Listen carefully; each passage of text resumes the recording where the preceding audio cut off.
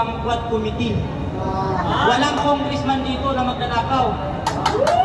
Bago ako magsisimula sa aking mga inahin, binabati ko muna ang aking mga kaibigan. Number 1 sa aking listahan, si Chela Alonte. Pangalawa, si Claudine. Yan ang mga pinang anak ng kontraktor ng mga buhaya. Lahat ng politiko at kontraktor na mga magnanakaw, ito ang dapat sa inyo.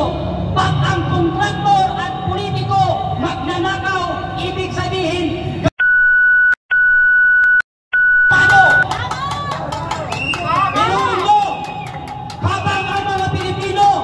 nalulunod sa baha, abang ang mga Pilipino natutulog sa kalye dahil walang bahay, abang ang mga kabataan hindi makapag-aral dahil sa baha, dahil walang baon, dahil sa kahirapan, ang mga politikong nakaupo ay puno ng yaman dahil sa kaban ng bayan.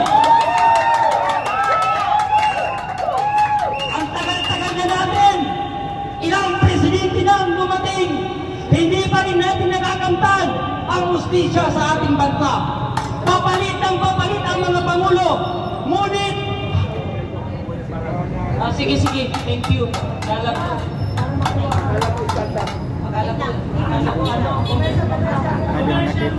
Akala ko sorry. Kaya tayo ay lumabas na mga Pilipino. Huwag kayong matapang sa comment section. Huwag kayong matapang sa video. Lumabas kayo at tuloy natin si Bongbong Marcos sa Malacanang dahil siya ang ulo ng mga buhayan sa ating bansa. Sino ba ang pangulo natin na nagmalasakit sa atin? Hindi ba si Duterte? Ang daming kabataan galit kay PRRD, pero hindi ko alam kung bakit sila galit kay PRRD. Kung hindi dahil kay PRRD, mga kabataan na buang na galit kay PRRD, hanggang ngayon adik kayo. Naramdaman nyo nung hindi naupo si PRRD sa pagkapangulo. Ang mga estudyante, pag umuwi ng school, bangkay pag-abot sa bahay dahil nilek ng mga kaadik. Ang mga Pilipino, hindi sila makagamit ng cellphone sa jeep dahil andyan ang mga snatcher. Pero nung naupo si PRRD, natahimik tayo, nabuhay tayo ng mapayapa. Pero ipinakulong siya ng administrasyong ni Bongbong Marcos. Biruin mo, palpak ang blood control dito sa ating bansa. Binaha ang Luzon, ang mga na congressman na si Abante, ang iniimbestigahan niya ang Davao. Kung hindi ba naman kayo mga utak hipon, bakit sa Luzon ang may baha, sa Davao ang iniimbestigahan nyo? Bakit ko sinasabi na si Abante ay utak hipon? Ang Luzon, nagpalo ang tae pati utak. Kaya hindi na kayo paghiwalay ang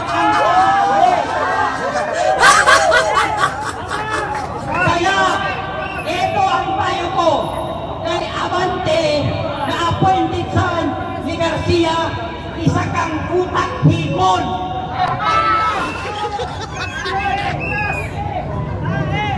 Sa kabila ng paghihirap namin mga Pilipino, lumulusong tayo sa baha, hindi tayo makakulog ng maayos. Meron palang mga pamilya, meron palang mga politiko na nagpapakanasa, nagpapakasarap sa kabanang bayan. Karapatan natin mga Pilipino na ungkatin kung saan napunta ang budget ng blood control. Dahil tayo ay mga taxpayer na nagbabayad ng buwis dito sa bansang ito. Biruin mo ang mga anak ng mga kontraktor na mga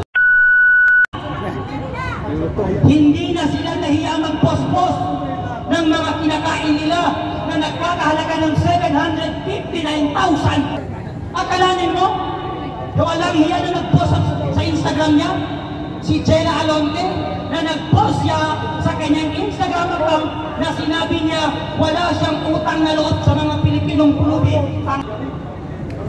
Wala ka palang utang na loob sa mga Pilipino pero kinain ng mo ang kaban ng bayan.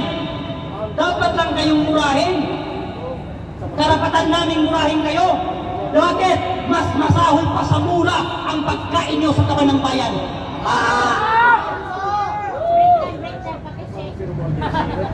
Kaya ay natin ang Indonesia, mga Pilipino.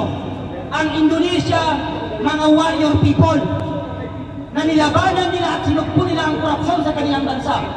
Tayong mga Pilipino, hindi ba natin kayang gawin yun? Kayang-kaya natin gawin yun, basta magsama-sama tayo.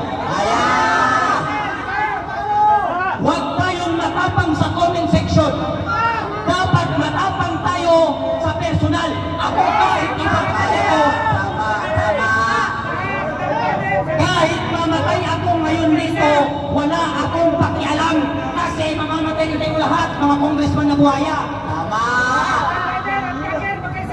Mauuna nga lang ako. Kaya ito ang mensahe ko sa administrasyong korupsyon na puno ng kabangan, puno ng kabubuhan, na lahat ng plano ni Bongbong Marcos, puro palpak. At ito pa ang mensahe ko sa kay Claire Castro na tagapagsalita ng Malacanang. Sinasabi mo na gumagawa kayo ng malaking investigasyon? Imbestigahan niyo muna ang inyong mga sarili. At ipakulong ninyo ang mga sarili ninyo dahil kayo ang magkakasabwat. Kayo ang magkakasabwat ng mga kurakot. Ang pinakamagaling doon na pulis natin ay si Tore. Tore! Habulin mo ang mga kontraktor at mga politikong buhaya ng kurakot. Ang pinakamagaling daw na senator natin ay si Risa Ontiveros. Risa na bida-bida! Hulungkatin mo ang mga politiko na yan. At ang pinakamagaling daw sa Congress ay si Abante. Abante! I-content mo na ang sarili mo sa House of Representatives dahil alam ng Pilipino na kayo ay magkakasabwat sa pagnanakaw ninyo sa flood control ng ating bansa. Kaya habang maaga pa, Luzon, Visayas at Mindanao, labanan na natin ang korupsyon sa ating bansa dahil ang tagal na nating naghihirap sa bansang ito, wala pa rin tayo nakakamtang mustisya at kapayapaan sa ating bansa. Bakit? Ang mga nauupo at nananalo ay magnanakaw. Thank you.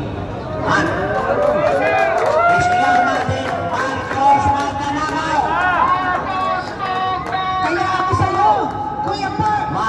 Kuya Park!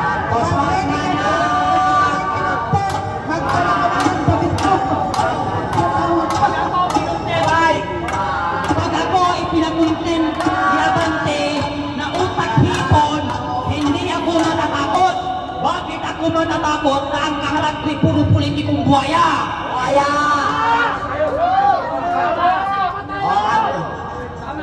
Yun ang boses ng kapatid.